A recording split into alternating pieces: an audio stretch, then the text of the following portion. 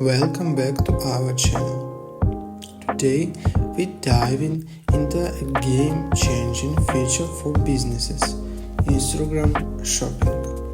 The first, make sure your account is eligible for Instagram shopping.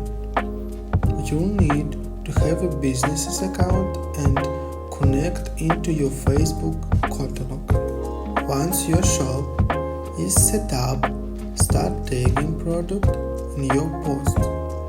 Simply click on the Tag Product option when you create the post and select the item for your catalog. Don't forget about Instagram stories. Use the shopping stickers to showcase product in a fun way. This is a great way to highlight your arrival or special promotion.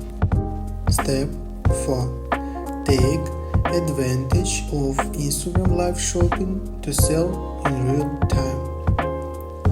Launch a live session where you showcase product, answer questions and encourage followers to purchase decisively during the stream. And that's a wrap. Using Instagram shopping features can significantly boost your sales and connect you with audience. Thanks for watching. Goodbye.